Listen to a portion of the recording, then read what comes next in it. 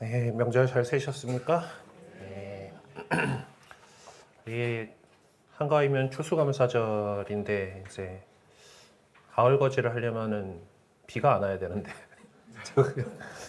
연휴 내내 비 오고 지금도 비 오고 좀 하나님께서 이번에 날씨를 좀 잘 안 도와주시는 것 같다 싶은 그런 날들이긴 합니다. 그래도 또 우리 하나님께 이 시간 또 좋은 시간 될 수 있도록 이끌어 주시기를 청하면서 주님의 기도로 시작하겠습니다.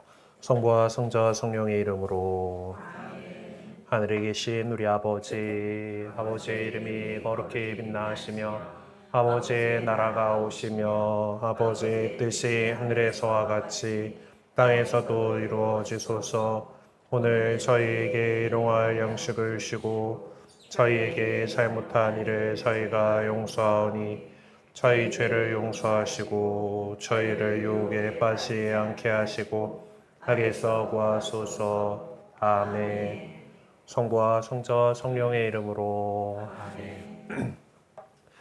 네, 우리는 이번에 5장 충실성에 대한 권고 부분을 계속해서 해나가고 있습니다. 새로 신자가 되신 분들한테 이 박해 시대 안에서 어떻게 흔들릴 수 있는 그런 상황들이지만은 어떻게 우리가 충실하게 그리스도인으로서 잘 살아갈 것인가에 대해서 여러 방법들로 이렇게 해온 것들을 추적해 볼 수가 있어요.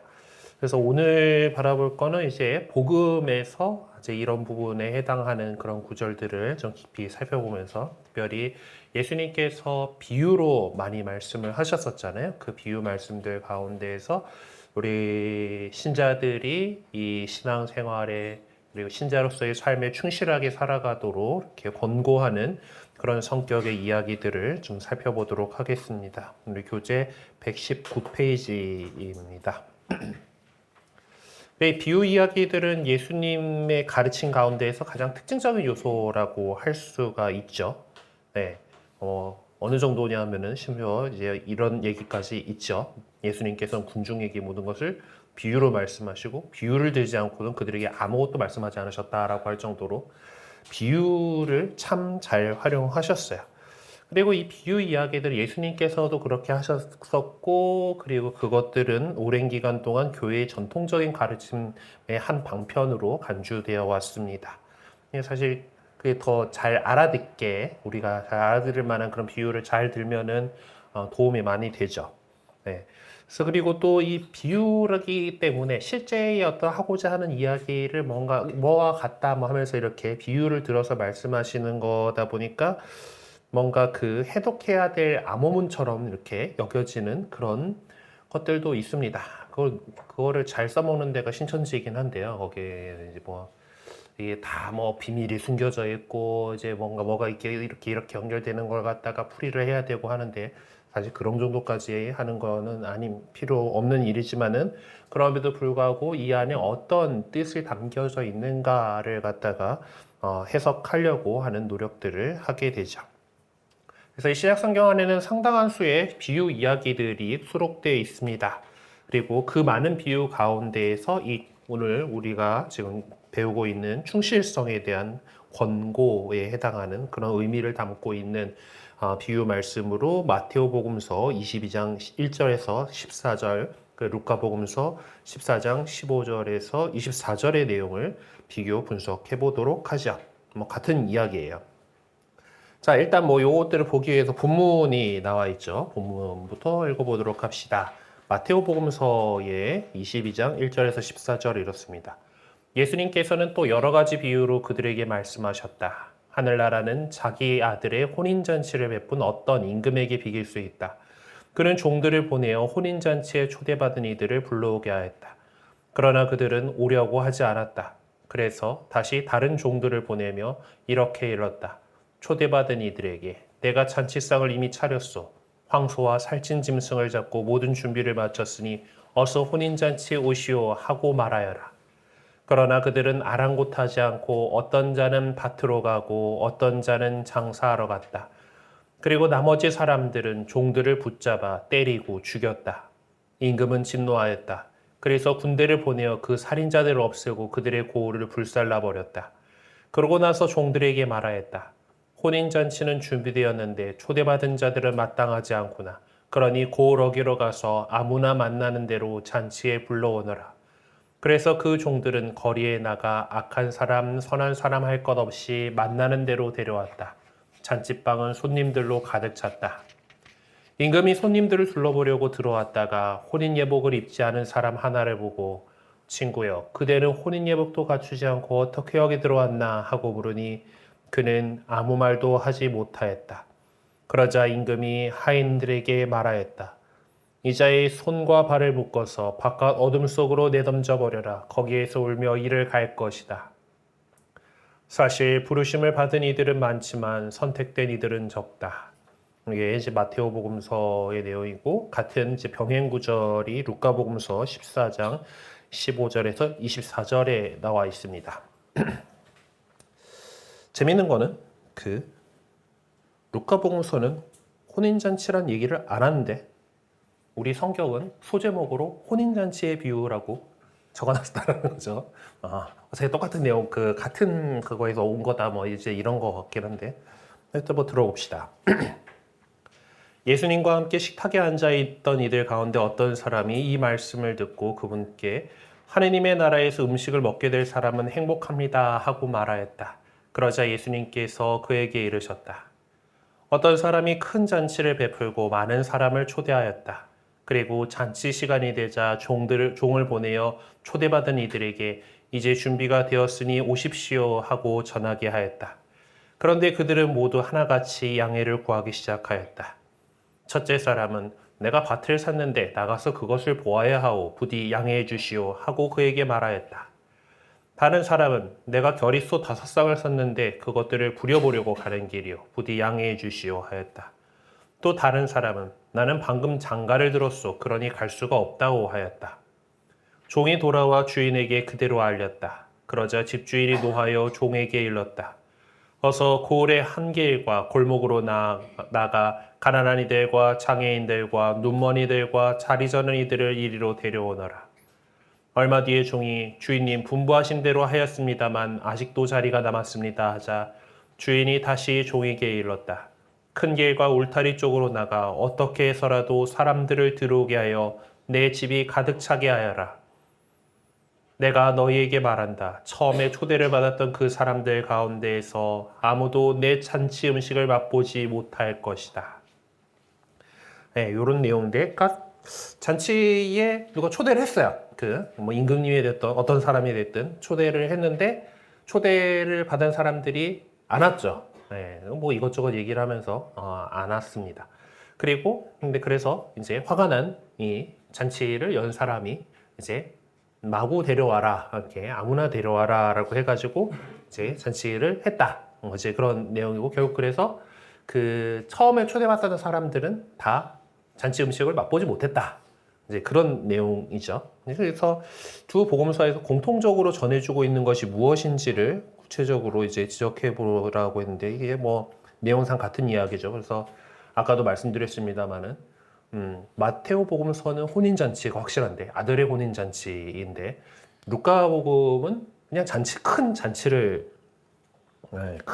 베풀었는데 장가 갔다는 사람은 안 온 사람이 장가를 갔죠 지금. 뭐 어쨌든 그렇긴 하지만은 같은 내용들이라서 혼인잔치의 비유 이야기라고 할 수 있는데 일단 공통 부분된 것들을 잘 표시를 해보시면은 좋을 것 같습니다. 공통적으로 나타나는 것은 이제 이 두 비유가 뭐에 대한 이야기입니까? 하늘나라에 대한 이야기죠. 하늘나라는 뭐 이제 그리고 이거 하늘나라를 뭐에다 비유했어요?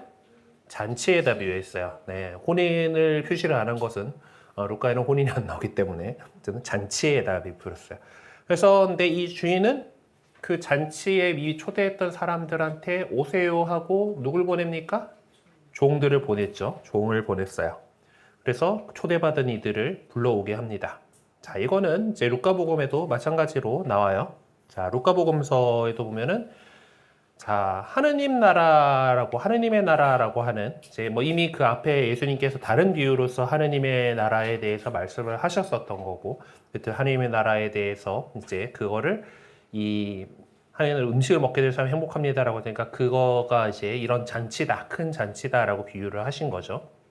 잔치를 베풀었다라는 걸로고 이제 종을 보내가지고 초대받은 이들에게 오라고 전했다라고 하는 내용들은 공통적인 부분들이겠습니다. 자, 그리고 나서 한 가지가 더 있는데 이 초대받았던 사람들이 나 못 감 하고 이게 얘기를 하든지 안 한 것들이죠.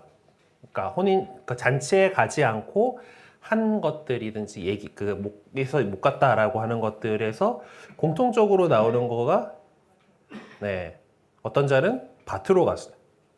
요 첫 번째 나오는 excuse 하는 거가 밭이라고 하는 그 공통점이 있습니다. 그러니까 마테오는 밭으로 가고 장사하러 갔는데 루카는 역시 밭을 샀는데 내가 그것을 보아야 하오라고 이제 자기 밭을 더 중요했다라는 거고 루카에서는 두 번째는 소를 이제 샀으니까 그걸 부려보러 간다고 이제 차를 뽑았으니까 시운전을 하러 간다 뭐 이제 이런 느낌이죠. 차 결이 쏘면은 대충 뭐 트랙터를 뽑았다라고 봐야 되려나? 네. 요즘 트랙터 차보다 훨씬 비싸죠. 아시는 분들 아시겠지만은 트랙터라고 하는 것들이 상당히 비싼 물건이긴 합니다. 슈퍼카 중에 람보르기니라는 회사가 있어요. 람보르기니는 원래 트랙터 회사입니다. 네. 페라리가 이탈리아의 그 고급 슈퍼카 회사 있잖아요. 이 람보르기니 사장이 페라리를 사는데 내가 만들어 더 잘 만들겠다고 만든 게 그 람보르기니 슈퍼카들인데 람보르기니는 원래 트랙터 회사고 여전히 람보르기니 브랜드로 트랙터가 나옵니다. 트랙터 중에도 많이 비싼 물건이긴 하지만은 어쨌든 그런 그 트랙터를 샀다. 그다음에 루카는 세 번째 나온 사람이 있죠. 장가 들어서 못 간다. 이제 그런 이야기들이 있는데 그 가운데에서 공통적으로 또 해당되는 것이 밭이라는 것이 있어요. 그래서 하늘나라나 하느님의 나라나 이제 같은 것들이니까 이제 그 요소 하늘나라라고 하는 요소가 있을 거고 그것에 대해서 잔치라고 하는 것으로 비유를 하셨다라는 것 중 공통점이 있고 잔치에 초대한 사람들한테 잔치 때가 됐으니까 시간이 돼가지고 자 준비가 됐습니다 오세요라고 종을 보냈다 종들을 보냈다라는 거고 그리고 원래 초대받은 이들이 있었다라고 하는 거가 있고 그리고 이제 밭을 이제 뭐 이렇게 핑계로 대는 그런 얘기가 나왔다라고 하는 것을 좀 볼 수가 있습니다. 그리고 뭐 이런 요소들이 있다라고 볼 수가 있어요. 자 그런데 이제 마테오하고 루카가 전해주는 내용들을 보면 이 공통 요소들 사이에도 약간의 차이가 있어요. 그러니까 마테오는 하늘나라라고 열심히 이야기합니다. 그러니까 하느님의 나라, 하느님 나라라고 표현 안 해요. 꼭 하늘나라라고 표현합니다. 그리고 루카는 하느님의 나라라고 표시를 하고 있고요. 마테오는 혼인잔치로 얘기를 하고 있고 루카는 그냥 잔치로 표현을 하고 있어요. 그래서 이런 현상들을 통해서 우리는 각 복음서 저자가 특별한 의도와 목적을 갖고 있었다라는 것을 짐작해 볼 수가 있습니다. 자, 그런데 이 마테오와 루카가 전해주는 이 같은 이야기인데 루카에는 없는데 마테오만 전해주고 있는 중요한 내용이 있어요. 어떤 것인지 보면은 마테오에는 뒤쪽에 얘기가 하나가 더 붙어 있죠. 네. 혼인 예복을 갖추지 않고 들어온 사람에 대한 그 이야기가 있고 그 사람이 그러니까 그렇게 그 집을 가득 채우기 위해서 아무나 막 불러오는데 그 불러왔을 때 거기에 대해서 그렇게 불려왔는데 거기에 합당하지 않은 그런 사람은 또 쫓겨난다. 이제 그 얘기를 하고 있는 거잖아요. 그렇죠? 어떤 9절, 11절에서 13절의 이야기고 이 예복을 입지 않은 사람에 대한 그 이야기가 더 나오고 있는 것이죠. 그러니까 초대를 받아서 가는데 그 임금님이 초대한 거잖아요. 아무리 급하게 뭐 초대를 받았다라고 하지만은 그래도 좀 제대로 그 준비를 하고 가야 된다. 그 거기 초대받은 사람에 걸맞게 행동해야 한다라는 것을 이제 얘기를 하고 있어요. 자, 그런가 하면 반면 루카는 또 자기가 중요하다고 생각한 내용을 반복하고 있습니다. 네, 반복하고 있어요. 어떤 내용인가 하면은 자, 데려오너라라고 하는 거가 두 번 나타납니다. 그 앞에 원래 초대했던 사람들이 안 왔잖아요. 그래가지고 자 가가지고 그 한 길과 골목을 나가서 막 데려와라고 했는데 얼마 뒤에 종이 근데 집이 아직도 자리가 남았습니다. 그래가지고 다 어떻게 해서라도 들어오게 해서 가득 차게 하여라라고 이렇게 얘기를 하고 있죠. 이렇게 한번 얘기를 하고 그 다음에 또 나가가지고 사람들을 들어오게 하여라라고 하는 그 부분들이 있습니다. 그래서 여기에는 이제 아직도 자리가 남았고 집이 가득 차야 된다라고 하는 그 부분들이 있는 거죠. 그래서 루카가 중요하다고 생각하고 이렇게 얘기를 하는 구절은 그래서 21절과 23절에 대한 내용이고 그리고 이렇게 초대를 하는 것들 초대가 이 잔치를 한 그 큰 잔치를 치른 이 사람이 초대하는 거가 누구나 이렇게 오도록 하는 제한이 없다라고 하는 것 그리고 급하다 더 빨리 채워라라고 하는 것들에서 초대의 시급성과 초대 대상의 무제한성을 얘기를 하고 있다라고 볼 수가 있고 그리고 이 잔치집이 꽉 찬다 교회가 가득 차게 된다라고 하는 하나님 나라는 많은 사람들이 들어오는 것이다라는 그 충만함에 대해서 이야기를 하려고 한다라고 할 수가 있겠습니다. 그래서 위의 내용을 정리를 해보면은 마테오 복음서와 루카 복음서가 전해주는 내용을 놓고 지금 살펴본 것처럼 비슷한 내용도 있고 다른 내용도 이제 있다라고 하는 거예요. 근데 그렇다라면은 이제 원래 어떤 그 하나의 원천에 이제 마테오와 루카가 공통으로 바라보고 있는 그 원천이 있기는 하겠지만은 그것이 상당히 그 내용들이 다르잖아요, 조금씩. 그러니까 같은 요소들은 분명히 갖고 있지만은 아주 똑 빼닮은 상태는 아닌 것으로 볼 때 이제 동일한 이야기이긴 하지만은 다르게 전해진 그런 이야기로 볼 수가 있겠습니다. 그러니까 기원은 원래 동일한 이야기이긴 하지만은 그 이야기를 다른 방법으로 현재화시키고 있는 것이라고 할 수가 있죠. 그래서 마테오는 임금의 아들의 혼인잔치의 비유. 이거 되게 확실하게 나오죠. 하느님이 임금이시다라고 하는 이스라엘 오래된 그 안에서 예수님이 하느님의 아들이시다라고 하는 그것들에서 예수님의 그러니까 아들의 혼인잔치를 하는 임금님으로서 표현을 하고 있는 것이고 루카는 뭐 꼭 그런 것들은 아니다 하더라도 그냥 큰 잔치의 비유 이야기로 전해주고 있는 것을 볼 수가 있습니다. 이를 통해서 우리는 후대에 와서 교회가 어디에 관심을 두고 있는지를 알 수가 있어요. 그러니까 마테오 공동체가 관심을 두고 있었던 거, 루카 공동체가 관심을 두고 있었던 것들이 잔치가 임금과 임금님 아들의 이야기다라고 하는 거가 마테오가 좀 더 집중을 했다라면은 루카는 여기에 더 많은 사람들이 들어와야 되고 이것 집이 가득 차야 된다라는 거에 더 강조를 하고 있다라는 것을 볼 수가 있습니다. 루카복음 서저자는 최후 통첩의 성격을 띤 초대의 내용을 중복해서 전해주고 있습니다. 그것은 초대의 시급성을 보여주는 것이라고 할 수가 있습니다. 그런가 하면 루카는 초대 대상의 조건을 완전히 없애버리고 모든 사람들을 초대 대상으로 삼았음에도 불구하고 잔치집에 아직도 빈자리가 남아있다는 점을 분명하게 지적하고 있습니다. 대부분의 주석학자들이 주장하는 것에 따라 이 비유 속에 드러나는 루카의 관심은 이처럼 이방인들에게로 복음을 확장시켜 가는 데 있었던 것이죠. 그런데 이제 루카와 달리 마테오 복음서 저자는 이 최후 통첩의 성격을 띤 이 초대를 한 번만 언급을 하고 있습니다. 그러니까 실질적으로 마테오는 유다계 그리스도인들을 상대를 하고 있었기 때문에 이방인들을 복음으로 부른다라고 하는 것에서는 별로 관심이 없었던 것이 아닌가. 그래서 그런 상황이기 때문에 이 이야기를 이런 식으로 편집을 했던 것으로 보입니다. 그리고 루카에서는 이 잔치어로 이렇게 나왔을 텐데 이제 그거를 임금님 아들의 혼인 잔치라고 하는 그런 걸로 변형시키게 한 것이죠. 그리고 이렇게 이야기를 한 것은 이 이야기를 우의적으로 좀 해석하기 위해서다라고 하는 거죠. 그 결과 마테오는 예복을 입지 않은 초청자에 관한 일화를 첨가하게 됩니다. 아마 임금의 아들의 혼인잔치 이야기와 예복을 입지 않은 초청자에 대한 이야기는 따로 있었을 것 같아요. 네, 원래 이렇게 아예 세트로 이렇게 있었던 것 같지는 않은데 그것을 하나의 이야기로 마테오는 묶었다라는 것이죠. 그래서 어떤 그 이방인들, 그러니까 지금 기본적으로 이 이야기들 안에서 원래 초대받지 않았지만은 막 이렇게 나중에 종들이 가가지고 초대온 사람들은 이방계 그리스도인들인 거잖아요. 그러니까 유다인들이 원래 하느님 나라에 초대받았던 하느님 백성이었지만은 그들이 잘못해가지고 못 들어왔어. 그래서 지금 이방인 그리스도인들이 들어왔는데 이제 그렇게 들어오는 것이 너무 쉽게 받아들인 거 아니야?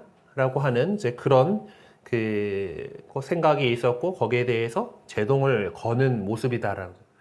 그렇게 해서 들어왔으면은 예옥 준비해 와야지, 제대로 살아야지. 이제 그런 이야기를 하고 있다라고 볼 수 있습니다.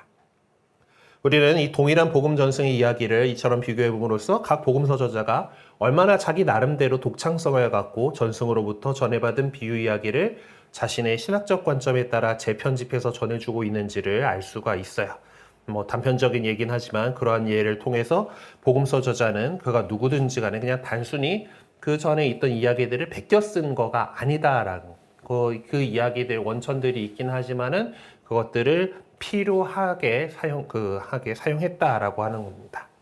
자, 그러면 마테오 복음서에 대해서 좀 더 자세히 들여다보도록 합시다. 본문은 아까 읽었으니까 이 본문을 갖다가 1절에서 9절까지를 먼저 좀 살펴보자라고 이렇게 본문이 나와 있죠. 네, 이제 해서 아무나 단체에 불러오너라까지 이야기입니다. 자, 임금은 종들을 보내서 초대받은 이들을 불러오게 했습니다.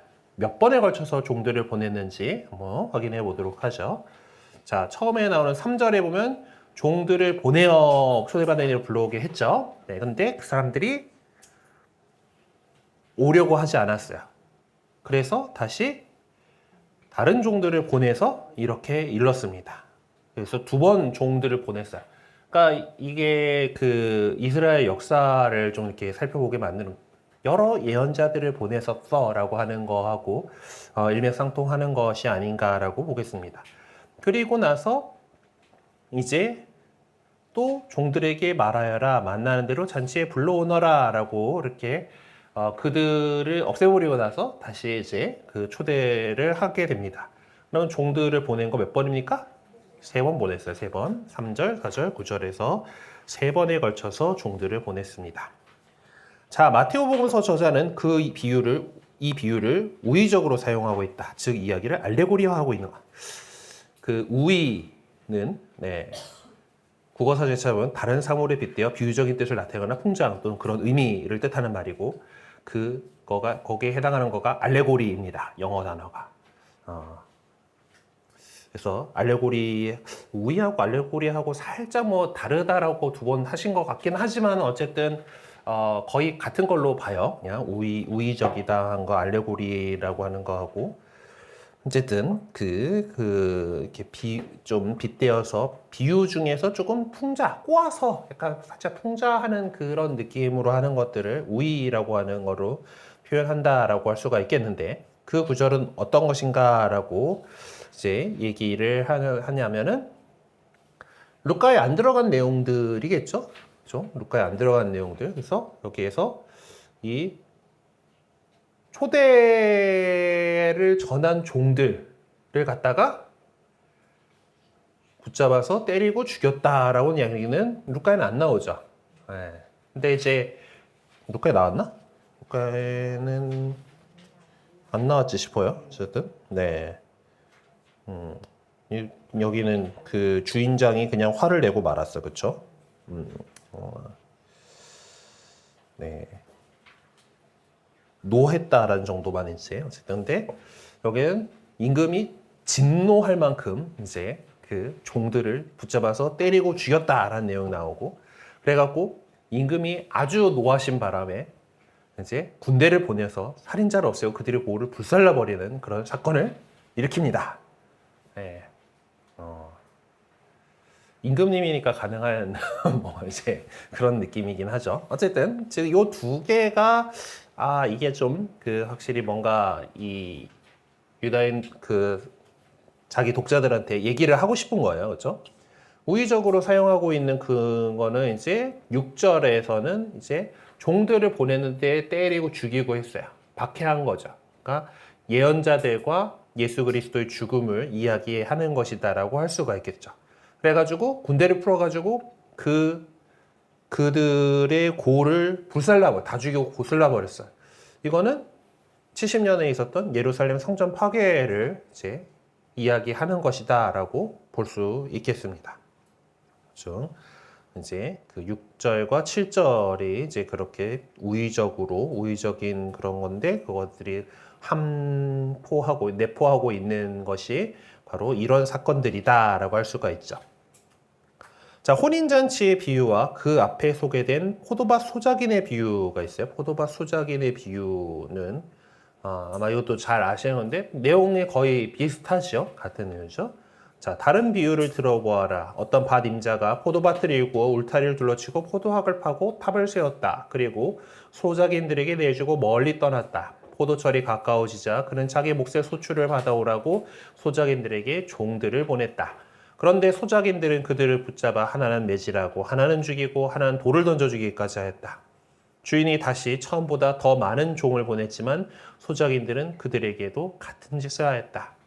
주인은 마침내 내 아들이야 존중해 주겠지 하며 그들에게 아들을 보냈다. 그러나 소작인들은 이 아들을 보자 저자가 상속자다. 자, 저자를 죽여버리고 우리가 그의 상속재산을 차지하자 하고 저희끼리 말하면서 그를 붙잡아 포도밭 밖으로 던져 죽여버렸다. 그러니 포도밭 주인이 와서 그 소작인들을 어떻게 하겠느냐?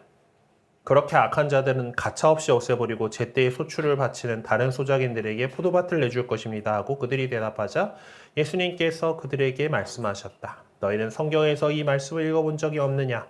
집 짓는 이들이 내버린 돌 그 돌이 모퉁이의 머릿돌이 되었네. 이는 주님께서 이루신 우리 눈에 놀랍기만 하네. 그러므로 내가 너희에게 말한다. 하나님께서 너희에게서 하나님 나라를 빼앗아 그 소출을 내는 민족에게 주실 것이다. 그리고 그 돌 위에 떨어지는 자는 부서지고 그 돌에 맞는 자는 누구나 으스러질 것이다. 라고 이제 이런 이야기를 한 것이 포도밭 소작인의 비유입니다. 뒤에다 좀 36절까지 써놨는데 그 뒤에다 더 해놓은 거는 여기도 그렇게 알레고리로 이렇게 그 부서지고 으스러지고 하는 거지 이런 것들을 더 넣어놨다라는 거죠. 자, 여기서 보면은 마테오의 그 혼인잔치에 비유하고 여기 포도밭 소작인들의 비유하고 해서 유사한 내용, 종들을 보냈는데 종들을 때리고 죽였다. 그리고 그렇게 악한 짓을 한 사람들을 가차없이 없애버렸다. 네, 그 내용이 이제 유사하다라고 할 수가 있겠습니다. 자, 복음서 저자는 이 비유를 우의적으로 사용함으로써 구체적인 사건을 염두에 두었습니다. 아마 작성된 시대적인 배경으로 보아서 저자가 마음속에 두었던 구체적인 사건이란 것은 어떤 것이었냐라고 하면 아까도 슬쩍 얘기했지만은 기원후 70년에 있었던 예루살렘 성전 파괴, 예루살렘이라는 도시가 완전히 파괴된 일이죠. 네.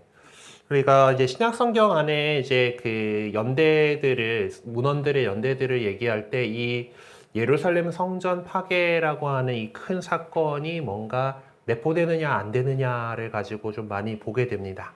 그래서 그 마르코복음 같은 경우는 60년대, 60 몇 년이다라고 보통 연대를 보는 이유 중에 하나가 이렇게 예루살렘 성전 파괴에 대한 것들이 직접적으로 드러나지 않아요. 그런 것들을 통해서 이건 60년대에 작성된 거가 아닐까라고 추정을 해보게 되는데 그런 중요한 사건이 70년에 있었던 예루살렘 성전 파괴 사건입니다. 로마군이 그래도 그 본보기로 서쪽 벽만 남겨놨고 그게 지금 오늘날의 통곡의 벽이라고 불리는 그곳입니다. 자, 6절에서 언급한 종들을 붙잡아 때리고 죽인 나머지 사람들은 누구를 지칭하는 것일까라고 이제 그 나머지 사람들은 종들을 붙잡아 때리고 죽였다라고 하는 이 구절에 나오는 이 사람들은 뭐 누구겠어요? 누가 주동해가지고 하느님의 예언자들을 박해했습니까? 네, 유다인들의 지도자들이었죠. 유다인 종교 지도자들이 오히려 그들을 박해했었습니다. 자, 그러면은 그 구절에서 언급하게 되는 초대받은 자들, 그러니까 그 구절, 그러니 고을 어기로 가서 아무나 만나는 대로 잔치에 불러오너라라고 했을 때 그 불러오는 초대받은 자들은 이제 유다인이 다 그 쫓겨나게 됐죠. 원래 초대받았던 유다인들이 쫓겨나고 이제 이방인들이, 그러니까 유다인들이 아닌 이방인들을 가리키는 말로 이렇게 볼 수가 있습니다. 결론적으로 말해서 마태복음서 22장 2절에서 9절은 구원 역사 전체를 우의적인 방식으로 요약해 주고 있다라고 말할 수가 있겠어요. 그런 사실을 뒷받침해 줄 수 있는 구절들을 지적하고 그 내용을 설명해 보아라라고 이렇게 했는데, 그러니까 구원 역사 전체를 우의적인 그런 표현들로 하는데 뭐 앞쪽에 사실 좀 많이 얘기들을 했잖아요, 그렇죠? 많이들을 했고 이제 그래서 이제 그것들은 이게 뒤에 준비되었었는데, 혼인잔치는 준비되었는데 이제 하나님의 때가 다 와가지고 예수 그리스도께서 이렇게 오셨고 구원을 이루시려고 준비했는데 원래 초대받았던 자들, 하나님의 백성으로서 있었던 유다인들은 마땅하지 않았던 거죠. 그래서 그 초대가 더 멀리 퍼졌다. 그리스도가 온 세상을 향해서 선포되기 시작하였다라고 하는 그런 얘기를 할 수가 있죠. 즉, 그래서 8절과 9절이 그 이야기다라고 할 수 있고, 과거에 하나님 백성으로 불리움 받았던 이스라엘은 구원의 때가 왔을 때, 잔치를 벌일 시간이 됐는데, 그때 초대에 응답하지 않았다라는, 하나님의 초대에 응답하지 않았고, 그렇기 때문에 이제 다른 사람들인 지금의 새로운 하나님 백성인 그리스도인들이 부르심을 받고 하느님 백성이 되었다라고 하는 그 구세사의 이 구원 역사 안에서의 큰 사건을 이렇게 얘기해주고 있다라고 할 수가 있겠습니다. 자, 그리고 이제 두 번째 부분인 마테오복음서 22장 10절에서 14절을 이렇게 얘기를 하고 있어요. 물론 성경에는 문단 구분이 11절에서 나뉘긴 합니다. 근데 우리 안명자 신부님은 10절에서 이제 끊었네요. 어쨌든 초대를 이렇게 나갔고, 그러고 나서 이제 종들이 거리에 나가서 악한 사람, 선한 사람 할 것이 만나서 데려왔고 잔치방이 손님들로 가득 찼어요. 그리고 이제 근데 그 혼인 예복을 입지 않은 사람에 대한 이야기가 있죠. 자, 마태복음 서저자는 원래 따로 전해오던 이야기를 한데 묶어서 하나의 이야기로 만들어서 전해주고 있습니다. 첫 번째 비유는 2절에서 9절까지이고 두 번째 비유는 11절에서 13절까지입니다. 두 개의 서로 다른 비유를 자연스럽게 연결시키기 위해서 10절의 내용을 삽입한 것입니다. 여기서 우리는 복음 전승을 받아들이되 그것을 토대로 자기의 글을 만들고 있는 마테오의 독창성을 엿볼 수가 있습니다. 마테오의 독창성은 그의 관심이 어디에 있었는지를 극명하게 보여주게 되는데요. 자, 여기서 마테오는 예복을 입지 않은 사람이 바깥 어둠 속으로 내던져질 것이라고 밝히고 있습니다. 어둠 속으로 내던져진다는 것의 의미는 무엇일까? 라면서 마테오 복음서 8장 12절을 참조하라라고 되어 있네요. 이게 이제 대충 거기 나와 있는 9절, 10절부터 이제 보면 내가 진실로 너희에게 말한다. 나는 이스라엘의 그 누구에서 이런 믿음을 본 일이 없다. 내가 너희에게 말한다. 많은 사람이 동쪽과 서쪽에서 모여와 하늘나라에서 아브라함과 이삭과 야곱과 함께 잔치상에 자리 잡을 것이다. 그러나 하나님 나라의 상속자들은 바깥 어둠 속으로 쫓겨나 거기에서 울며 이를 갈 것이다. 라고 이야기를 하셨는데, 요거는 백인 대장의 믿음을 보시고 백인 대장의 종을 고쳐주는 이야기에 예수님께서 코멘트 하신 거예요. 그렇죠? 제 주님을 제 지붕아래로 모실 자격이 없습니다. 제가 군인인데 사람들 가라면 가고자 합니까? 그저 한 말씀만 하소서 제 종이 나을 것입니다. 라고 이렇게 한 그 믿음을 보시고 감탄하시면서, 백인 대장은 로마 군인이니까 이방인이죠. 이방인인데 그런 믿음을 갖고 있다라는 것을 얘기를 하시면서 이제 바깥 어둠 속을 쫓겨나서 거기서 울며 이를 갈 것이다 라고 하는 이 특징적인 이야기를 하고 계십니다. 즉 어둠 속으로 내던져진다 라고 하는 것은 잔치집에서 쫓겨난다 라고 하는 것이고, 그것은 이제 하나님 나라에 들어가지 못한다, 하나님 나라의 상속자가 될 수 없게 된다 라고 하는 것을 의미로 이제 얘기를 하고 있는 것입니다. 그러니까 잔치집에 초대는 받아서 들어왔는데 다시 쫓겨나게 되는 거잖아요. 그렇죠? 결국 하나님 나라의 그 잔치, 하나님 나라로 잔치로 이제 비유되는 이 하나님 나라를 차지할 수 없게 된다라고 하는 그런 얘기를 하고 있는 겁니다. 이렇게 마테오는 혼인잔치의 비유라고 하는 고유한 이야기에 다 또 다른 비유인 11절에서 13절을 첨가하고 결론으로서 14절을 덧붙였습니다. 근데 내용을 자세히 들여다보면 11절에서 13절은 이미 세례를 받아 그리스도교 공동체 안에 들어온 신자들을 겨냥하고 있다는 것을 알 수 있습니다. 특히 결론인 14절이 그 점을 더욱 분명하게 확인시켜 주는데 거기에서 사용한 용어를 살펴보면은 알 수가 있어요. 그 용어가 모성신 지적하고 신자라는 것과 무슨 관계가 있는지를 설명해봐라 라고 이렇게 하면서 마테오복음 5장 16절에서 20절을 그 예시로 표현을 해놨네요.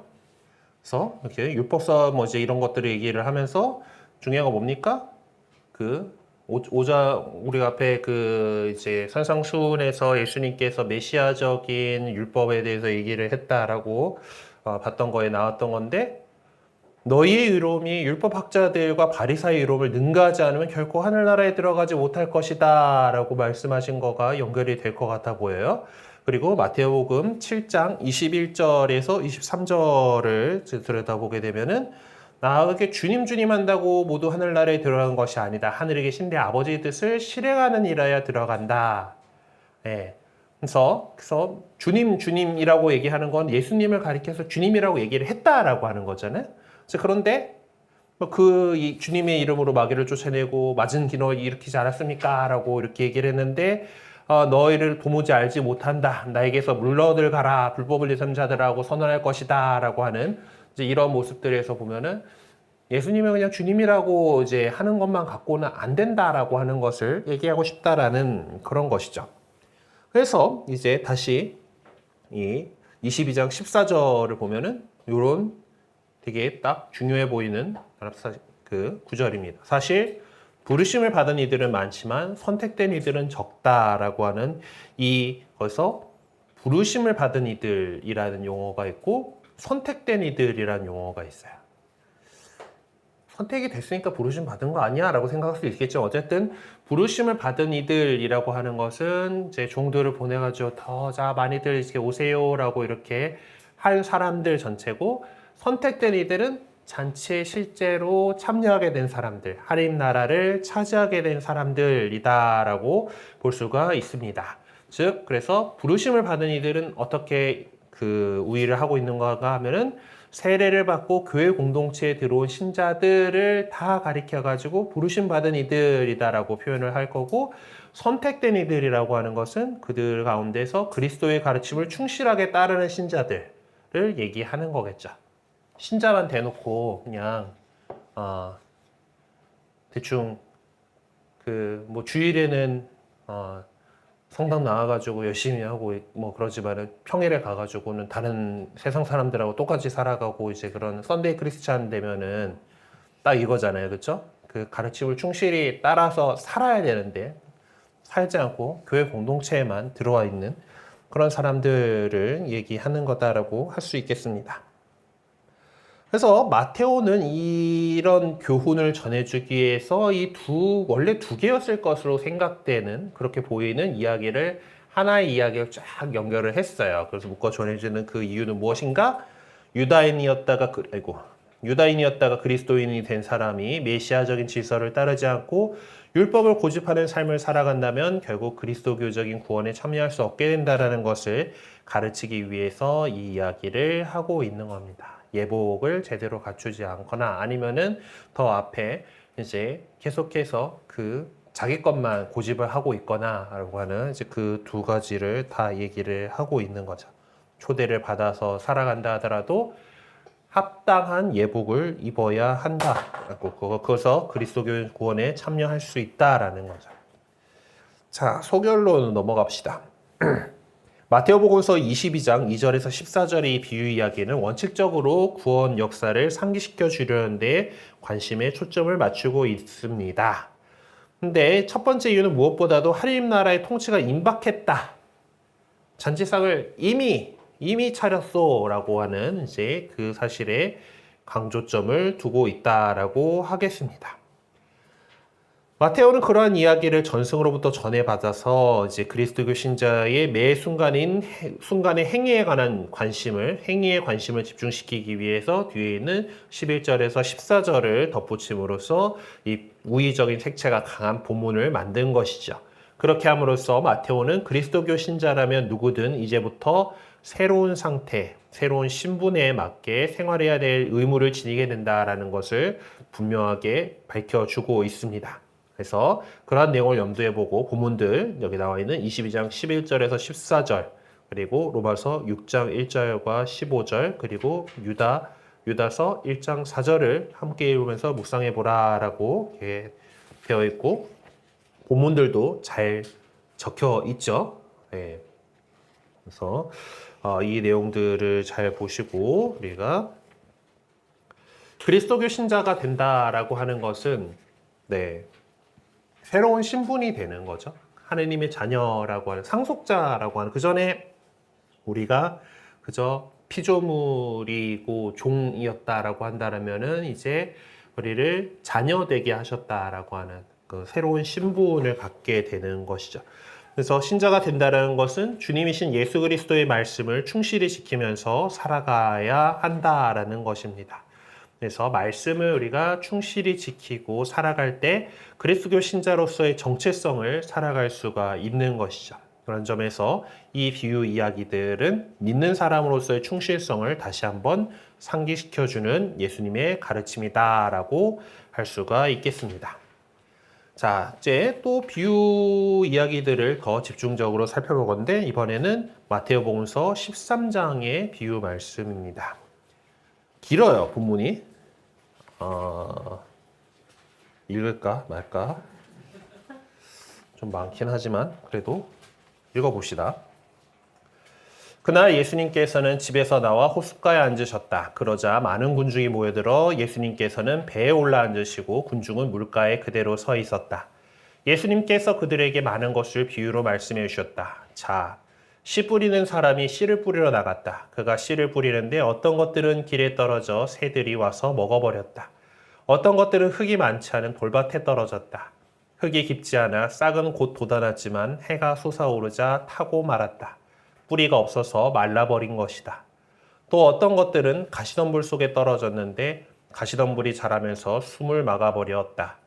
그러나 어떤 것들은 좋은 땅에 떨어져 열매를 맺었는데 어떤 것은 100배, 어떤 것은 60배, 어떤 것은 30배가 되었다. 귀 있는 사람은 들어라. 제자들이 예수님께 다가와 왜 저 사람들에게 비유로 말씀하십니까? 하고 물었다. 예수님께서는 그들에게 대답하셨다. 너희에게는 하늘나라의 신비를 아는 것이 허락되었지만 저 사람들에게는 허락되지 않았다.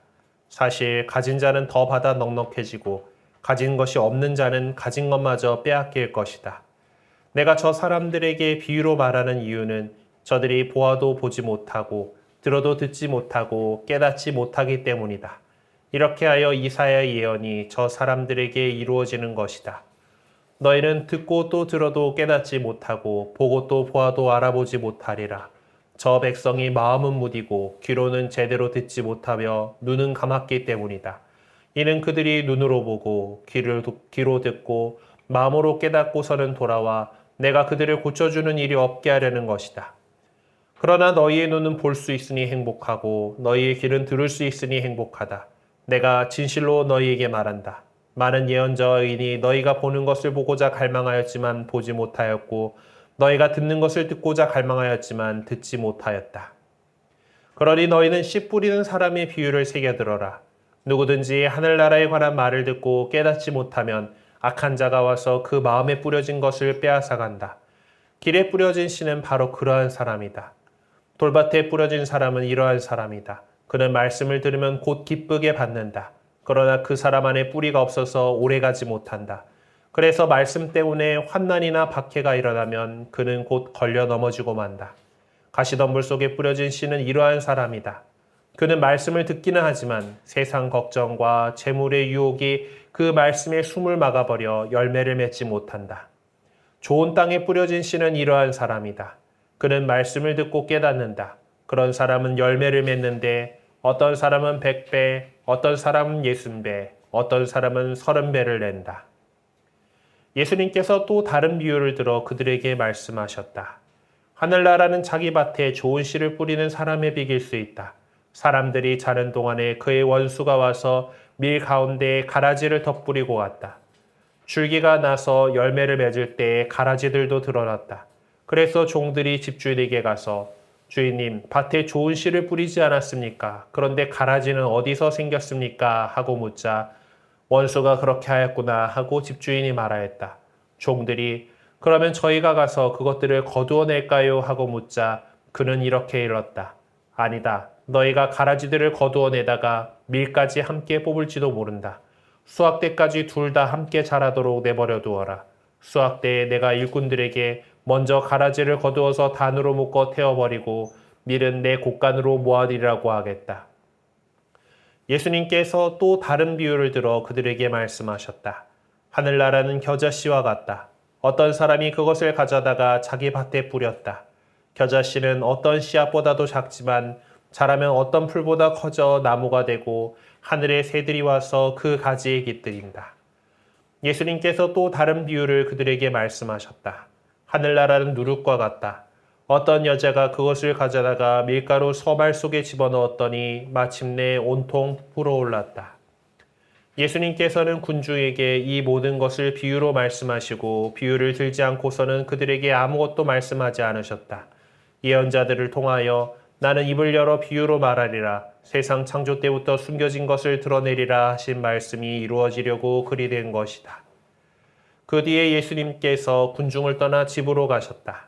그러자 제자들이 그분께 다가와 밭의 가라지 비유를 저에게 설명해 주십시오 하고 청하였다. 예수님께서 이렇게 이르셨다. 좋은 씨를 뿌리는 이는 사람의 아들이고 밭은 세상이다. 그리고 좋은 씨는 하늘나라의 자녀들이고 가라지는 악한 자의 자녀들이며 가라지를 뿌린 원수는 악마다. 그리고 수확 때는 세상 종말이고 일꾼들은 천사들이다.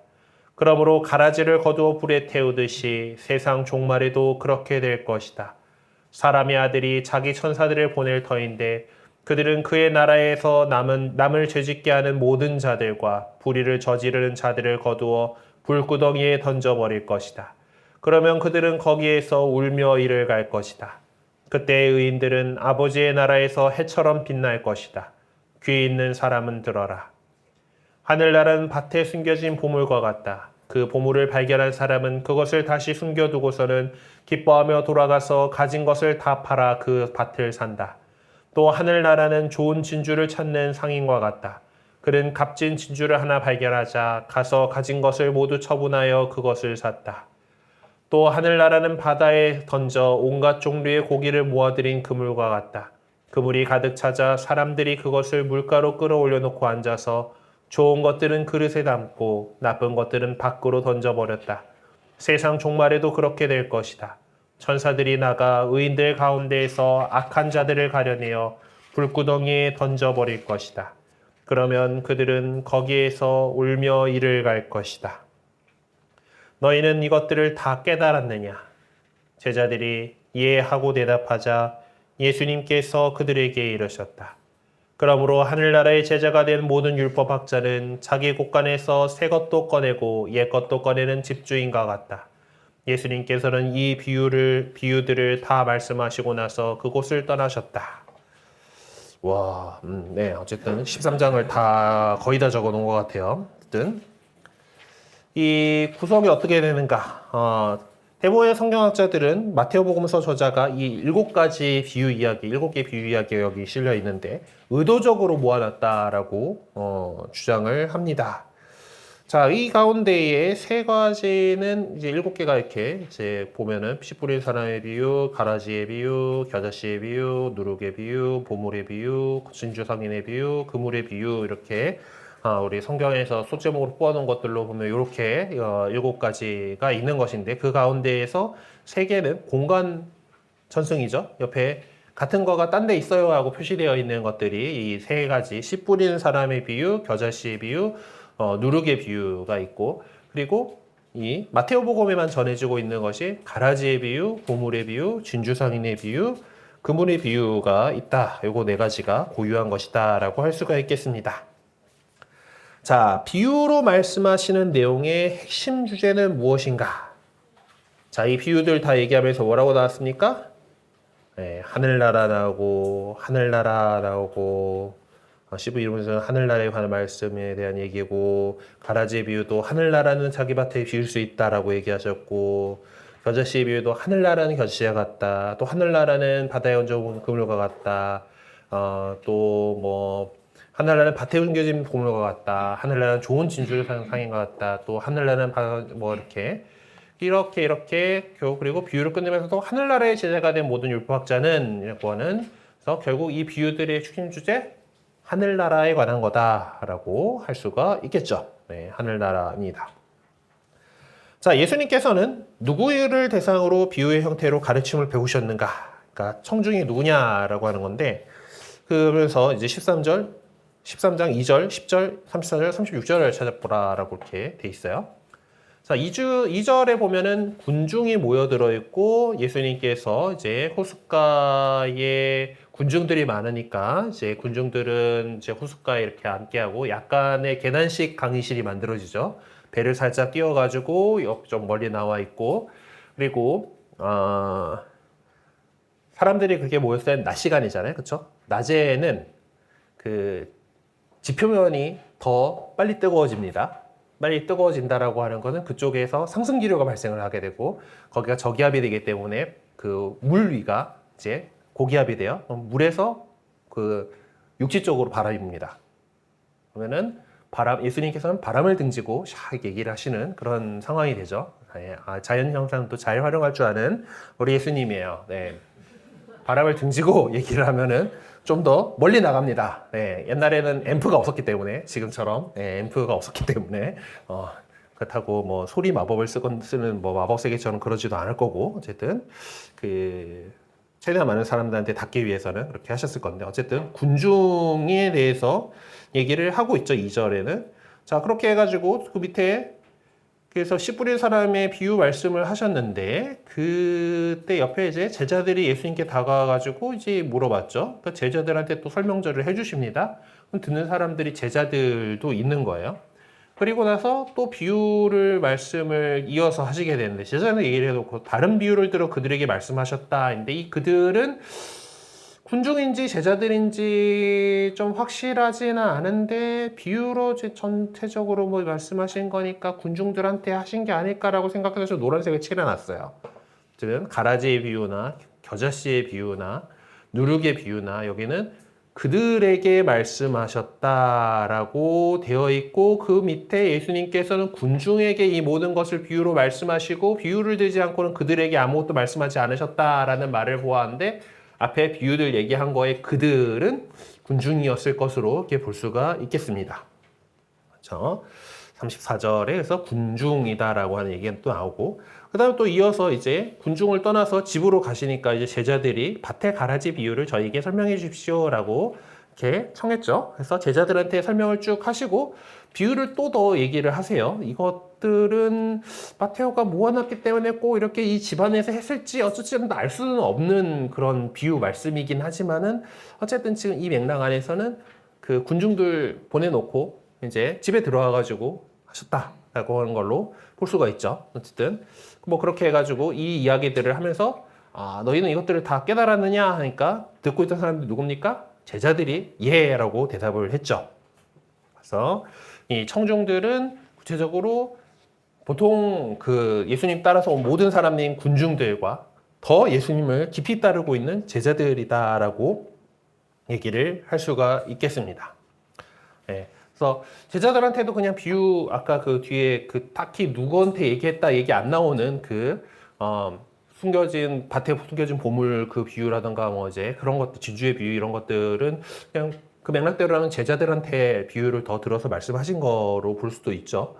어쨌든 그렇게 그 비유 형태로 가르침을 배우셨을 때 군중들을 대상으로 하기도 하고 제자들을 이제 그 대상으로 했다라고 볼 수가 있습니다. 자, 여기서 이 청중들은 두 부류로 나타나게 되죠. 근데 예수님께서는 알아듣지 못하는 청중에게는 비유로 말씀하신다라고 하면서 그 이유까지 구체적으로 제시하고 있습니다. 왜 그런가? 네, 11절에 이렇게 말씀하시죠. 너희에게는 하늘나라의 신비를 아는 것이 허락되었지만 저 사람들에게는 허락되지 않았다. 그러니까 하늘나라의 신비가 허락되지 않은 자들한테는 그걸 다 풀어가지고 얘기해 주시는 게 아니고 그냥 비유만 말씀하신다라는 거죠. 그러면서 내가 저 사람들의 비유로 말하는 이유는 저들이 보아도 보지 못하고 들어도 듣지 못하고 깨닫지 못하기 때문이다. 라고 이제 그 얘기를 하고 그게 이사야의 예언이 이루어지려고 그렇게 된 거다. 마테오복음서 사가가 좋아하는 표현이죠. 예언은 그 말씀이 이루어지려고 그렇다라고 하는 이제 그런 얘기들을 하고 있습니다. 그래서 이런 것들을 볼 때, 이 청중들에게 이렇게 그 비유로만 말씀하시는 이유는 하늘나라의 신비를 아는 것이 허락되지 않아 보아도 보지 못하고 들어도 보지 못하고 깨닫지 못하는 게 결국 이 군중들이기 때문이다라고 얘기를 하는 거죠. 우리는 또 이렇게 그 풀어주시는 이야기에다가 덧붙여가지고 더 자세하게 이렇게 뜯어보고 막 뜯고 즐기고 이제 연구하는 이제 이럴 수 있으니까 우리는 제자들이죠. 네, 제자들로서 이렇게 네. 그래서 그렇게 해가지고 이사의 예언이 이어질 수 있도록 이제 그렇게 하신 거다라고 이렇게 할 수가 있는데, 어쨌든 기본적으로 이 하늘나라의 신비가 허락된 사람들에게는 예수님께서 직접적으로 그것을 드러내서 가르치신다라는 거죠. 나중에 보면은 이제 더 이상 비유로 말씀하지 않으시고 뭐 대놓고 말씀하시는군요라고 뭐 요한복음에서 나왔던 것 같긴 한데 그럴 정도로 이제 그 나중에서는 얘기를 하시지만은 일반 청중들을 대상으로 해가지고는 비유로 말씀하셨었다라고 하는 것을 기억할 수 있겠습니다.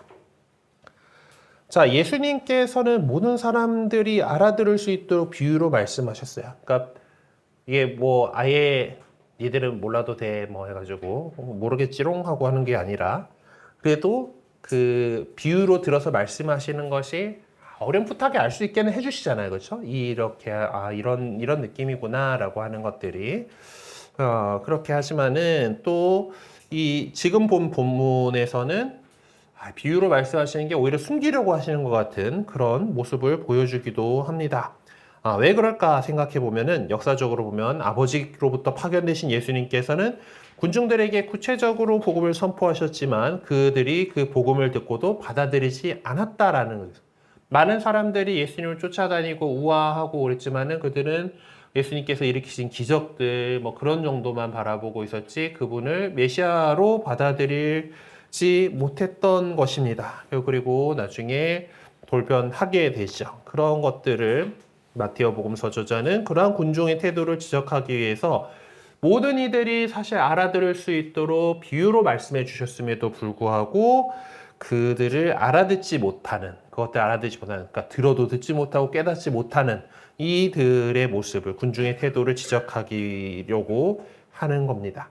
자, 그렇다면은 무슨 이유로 이 군중은 예수님께서 선포하신 복음을 받아들이지 않았을까?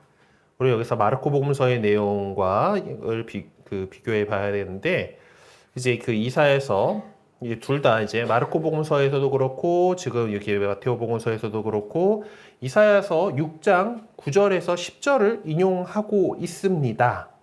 네. 그래서 마테오 복음서 마테오 받고 마르코 복음서에서 이제 이런 그 얘기가 나와요. 자, 예수님께서 혼자 계실 때 그분 둘레에 있던 이들이 12제자와 함께 비유의 뜻을 물었다. 예수님께서는 그들에게 대답하셨다. 너에게는 하느님 나라의 신비가 주어졌지만 저 바깥 사람들에게는 모든 것이 그저 비유로만 다가간다.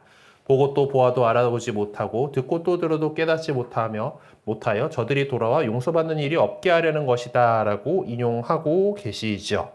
자, 그런데 이사야서를 보게 되면은 그 말이 이렇게 나옵니다. 너희는 듣고 또 들어라. 그러나 깨닫지는 마라. 너희는 보고 또 보아라. 그러나 깨치지는 마라. 너는 저 백성의 마음을 무디게 하고 그 귀를 어둡게 하며 그 눈을 들어붙게 하여라.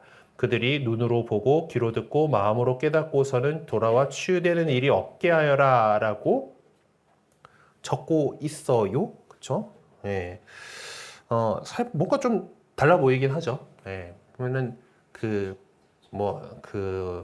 어차피 이제 우리가 보고 있는 이사야서의 본문은 히브리어로 된 성경을 이제 그 번역을 한 거고, 복음서가 적고 있는 거는 또 그거를 이제 예수님께 말씀을 나중에 히라보로 적은 거를 갖다가 또 이제 우리가 번역한 거기 때문에 약간 뉘앙스가 다를 수는 있어요. 그러니까 또 엄밀하게 그걸 뭐 정확하게 뭐 베끼고 뭐 그러지는 않았을 것 같긴 합니다. 하여튼 이제 이사야를 인용해서 저자는 군중에 어떤 태도를 지적하려고 한 걸까라고 하는 질문에 해당한다면은 아까 이사야서 보면 더 그거죠. 자, 듣고 또 듣는데 깨닫지는 않고, 보고 또 보는 깨치지 않아요.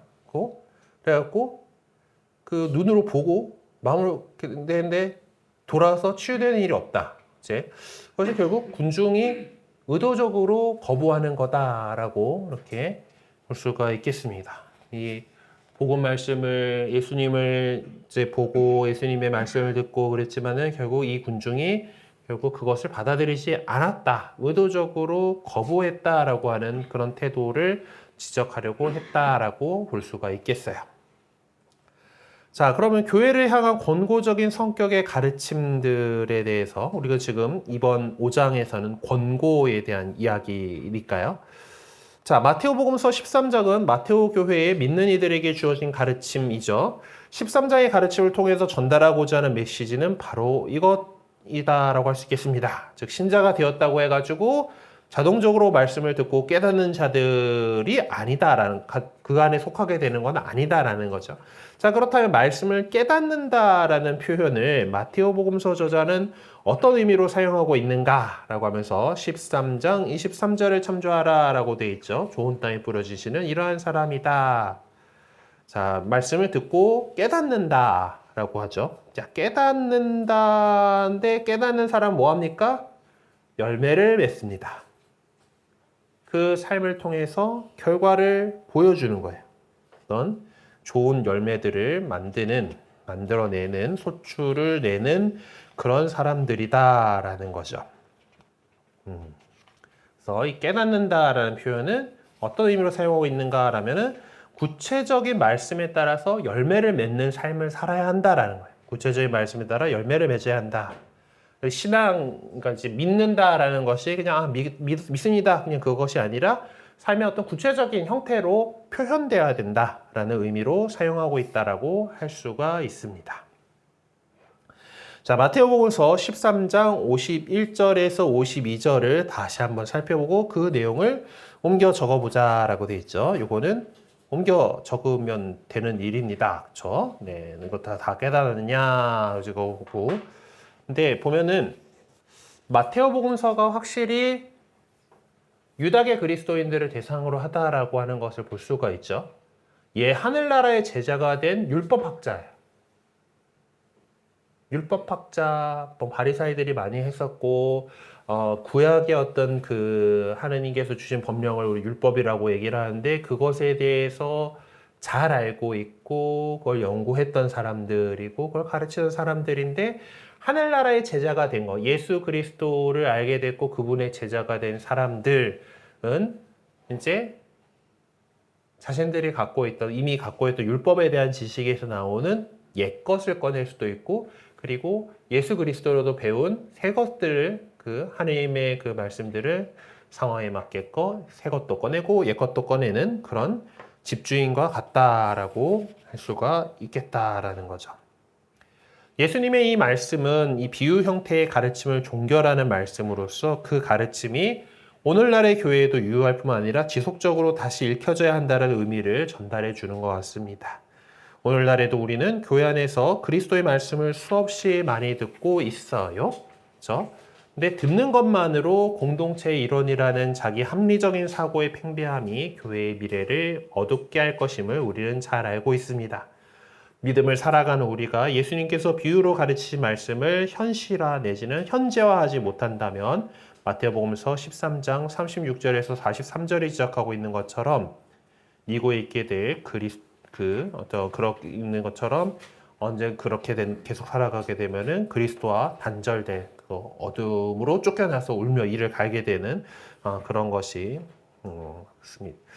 그렇게 될 거다라는 겁니다. 그래서 이 마테오복음서 13장은 느슨해지기 쉬운 우리의 믿음에 경종을 울려주고 있다. 그래서 더욱 예수 그리스도에게 충실한 사람으로 살아가야 한다라는 권고를 하고 있는 그런 구절들이다라고 할 수가 있겠습니다. 네, 참고 자료는 한번 읽어봐 주시면은 뭐 좀 도움이 될 것 같고요. 혹시 오늘 얘기한 것들 가운데 뭐 질문이 있으실까요? 네. 저는 어려서부터 궁금했던 게 네. 있었는데 네네.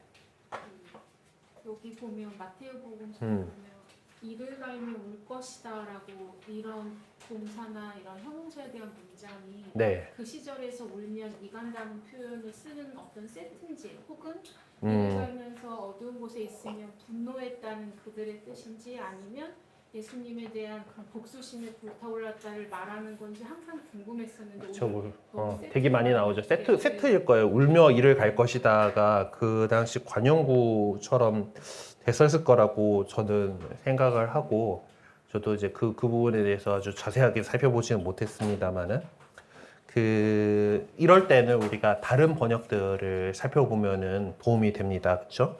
울며 이를 갈 것이다라고 한 거가 우리가 아까 오늘 본 거가 마테오복음서 우리가 몇 장 했었죠? 22장에 나오는 거죠. 성경에서 마테오 공동 번역으로 찾아봐야지. 마테오 22장을 이제 자, 마테오 방금 거기서 울며 이를 갈 것이다를 옛날에 공동 번역 같은 경우는 가슴을 치며 통곡할 것이다라고 번역을 했었고요. 그리고 200주년 기념성서가 좀 더 이제 직역한 편이거든요. 거기서도 이제 울며 이를 갈게 될 것이다라고 이렇게 표현을 하고 있고, 이제 영어 NAB 같은 경우도 네, 이를 가는 게 지금 그라인딩이네. 그라인딩, 웨일링 앤 그라인딩 더 옵티스.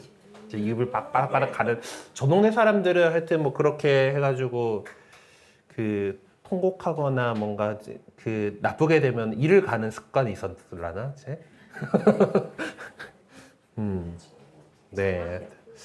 자꾸 그렇게 이빨 빡빡 갈면은 이해 좋지 못한데, 네. 자, 리바이즈 스탠다드 에디션도 아마 똑같이 이를 갈 것 같은데, 이것도 그라인딩 티스일 것 같은데.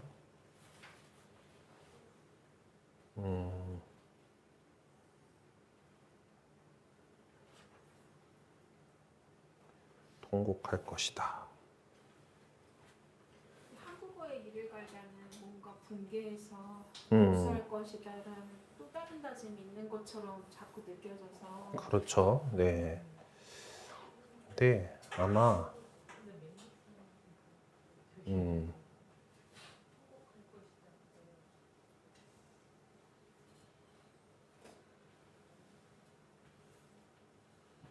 하여튼 이빨 가는 얘기들은 다른 영어 복음에도 되게 그네싱 오브 더 티스라고도 쓰기도 하고 뭐. 예.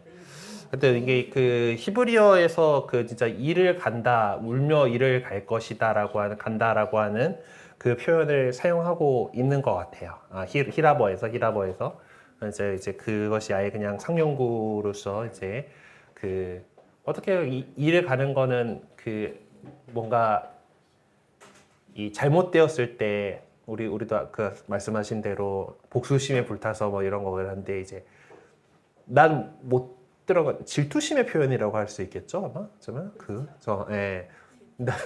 저 못 들어갔는데 하면서 빠득빠득 이제 일을 가게 되는 그런 모습들로 표현을 한 것이라고 볼 수 있겠습니다. 그래서 공동 번역에서 좀 순화해 가지고 이제 가슴을 치면서 이제 그런 모습으로 표현이 된 것 같아요.